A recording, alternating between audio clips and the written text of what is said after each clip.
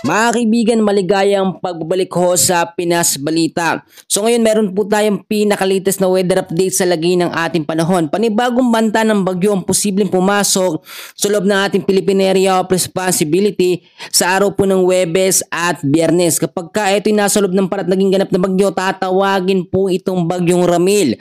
Ito po yung magiging pang-18 bagyo na sa loob po ng ating bansa. Alamin din natin yung mga possible na weather system na makakaapekto ngayon sa malaking bahagi ho ng Luzon, Visayas at Mindanao. Pero bago natin yan ipagpatuloy, please don't forget po muna to like and subscribe and then pahit na rin ang notification bell. Maraming salamat po. So unahin na muna natin ngayon at alamin natin yung area ng low pressure area o banta ng posibleng bagyong Ramil na papasok po sa ating bansa. Etong LPA mga kaibigan ay meron pong lokasyon na 2,115 kilometers east of southern Mindanao. Sa ngayon ho, medyo malayo pa naman ito, no? Pero inaasahan sa araw po ng Huwebes at Biyernes ay nasa loob na ito ng ating Philippine Area of Responsibility. Ito ho ay merong medium chance na maging ganap na tropical depression at inaasahan din paglipas ng ilang mga oras ay mas mataas na yung chance nito na maging tropical depression or mahinang bagyo. Yung nagiging direction po nito ay inaasahan po na dadaan po dito sa Eastern Visayas, papunta po direkta dito nga po sa may North Luzon. So may chance pa naman magbago yung direction nito at pwede pang mag-record. Balikan natin yan. Dito muna tayo sa tinatawag natin na forecast weather conditions. Mga lugar na apektado ho ng easterlies at mga localized thunderstorms.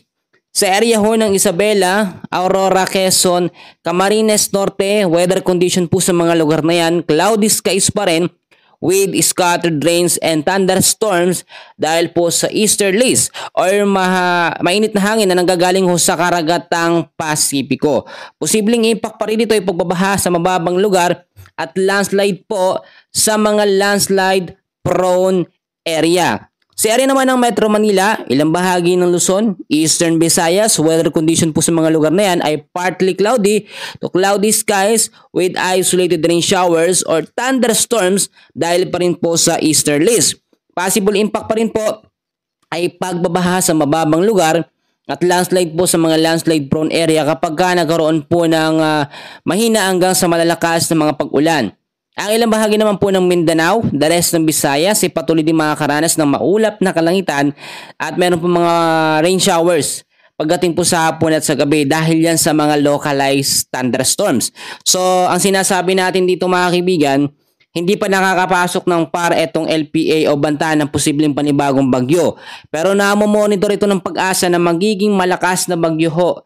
At ito yung sinasabi natin na posibleng direktong tumama po dyan sa may North Luzon. Aalamin pa rin natin yung mga detalye once na maging bagyo yan, time to time, day by day, aalamin natin yung direksyon. Importante yan para po makapaghanda at maging okay, no?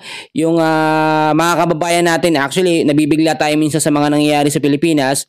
Sunod-sunod po mga bagyo. Ngayon, sunod-sunod naman po ang mga lindol. So balikan natin yan. Meron tayong update ngayon sa mga possible po na aftershocks. Nakaranas po kagabi ng magnitude na 4.6 na lindol ang yumanig po sa Manay, Davao Oriental. Kagabi ho ng alas 8 at posible ho yung mga aftershocks niyan sa loob po ng ilang mga oras or ilang araw, no? Medyo mahina na yung aftershocks pero importante pa rin na maging handa tayo. Ngayon po meron tayong update sa tinatawag natin na the big one na inaasahan daw o sinasabi ng mga eksperto na tatama po sa Luzon, no? Naglabas na ng mga quadrant o ito yung sinasabi natin na magiging area natin kapag nagkaroon po ng malalakas na paglindol, doon tayo pupunta. So yung mga evacuation, open areas, Veterans Memorial Gulf, yung mga lugar ho na yan, kinakailangan natin. So meron tayong mga quadrant na sinasabi dito at tinatalakay. Dapat po alam natin ito, no? Tulad na aking sinasabi, kapag ho kayo ay nasa East Quadrant, kasama ho dyan ang Pasig at Marikina. Pag West Quadrant naman, Manila, Malabon, Navotas. So tandaan ho nating mabuti yan dahil napaka-importante ho niyan. So yung mga lugar na posibleng makaranas ng malalakas na paglindol, possible pa rin. sa mga susunod po na mga araw, and hopefully pag-pray natin, ipanalangin natin na mawala po yan.